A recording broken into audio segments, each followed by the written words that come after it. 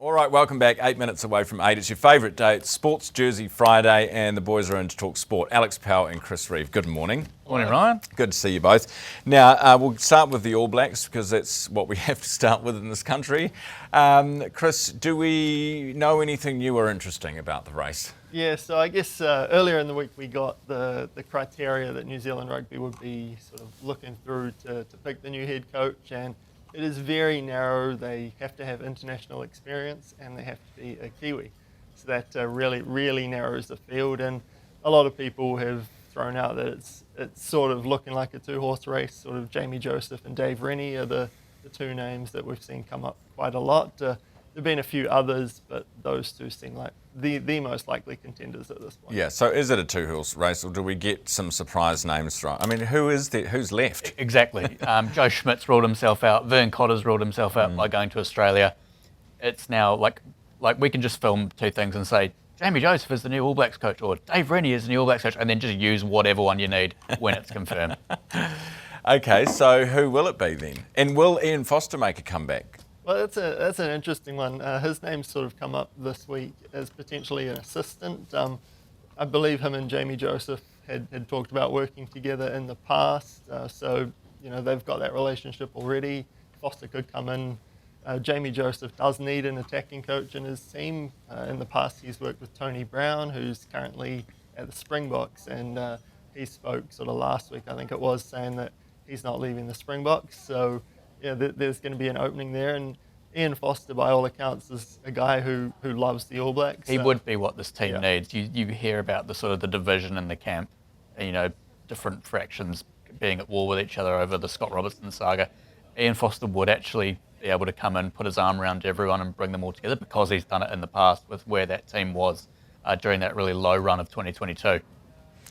Given that they're apparently so at war with each other that they need someone to hug them, what are our chances for the World Cup? There's so much water to go under. Okay. 2 years away, right? All right. I get a bit ahead of myself sometimes, so we'll just save that question for next week. In the meantime, the Black Caps T20 World Cup prep. How are we looking? We won the 4th test in the series, did we, against India? Yeah, 4th T20 the other day. They managed to not just win, but they smashed them. So that's really good because they've averted a whitewash. But it's kind of weird to say where this team's at. Like, the best team hasn't actually played in India yet because guys have been arriving from all over the world. Finn Allen's still not played a game. Lockie Ferguson's still not played a game. Jimmy Neesham's not played a game. So you feel like this last game over the weekend will be the one where they do have a bit of a dry run before the World Cup actually begins, first week of Feb. Yeah, we're going to get lots of people watching that, do we think? I hope so. Timing-wise, is not great for New Zealand audience. The World Cup's great. Oh, yeah, 8 o'clock, right? Yeah. 6:30 start for the first game. Okay. Not too bad. Hopefully, yeah. Not too bad. And F1 testing in Barcelona at the moment, Red Bull's Isaac Hadjar crashes, writes the car off on day 2. Yeah. Great, isn't it? So Isaac Hadjar is the one who has gone into the seat that was Liam Lawson's this time last year, and then he was moved on after 2 races. If this keeps happening, there will be speculation of when will he be moved on, and would Liam Lawson be the one that comes back? The counter argument to that is the people who make those decisions at Red Bull or made those decisions have all been moved on. So there might be a bit more of a holistic approach and they do back guys to the job. But it's just chaos. We've not even had a single race yet and we're already talking about guys getting sacked. Yeah, do we have a problem? I know we've had a problem in politics for a long time, but do we have a problem in sport? Every story we do is who's getting sacked and there's no one left to even do the work. You can do it. Do you want to drive for Red Bull this year? No, I can barely drive my car on the road. It's the whole English Premier League thing, right? If a team's not performing in a month, you sack the coach. There's so much money at stake for where you finish in so many different sports that it is, a results business. You need to finish as high up as you can because otherwise you are losing out. So many of these teams and organisations are publicly listed, so being down the bottom is bad for your share price. So Totally. You do have to make a change. But has anyone actually done the maths and worked out, are you better to make a change? Do you have more chance of winning by making a change or by sticking with the status quo, I don't think maths is our strong point, right?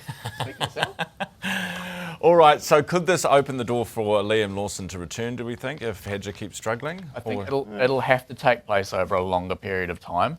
It won't be 2 races like it was last year. It would have to be over the course of a season before they would think about making that switch and demoting Hadjar just a year in. Okay. Chris, what are we watching this weekend? What are you watching this weekend? I'm watching the UFC on Sunday over in Sydney. A few Kiwi guys in action, Dan Hooker, Aaron Toe and Lawrence Louis, and Cameron Rowson, who trains in New Zealand, is also on the card. So a lot to look forward to there, and it's a pretty good card.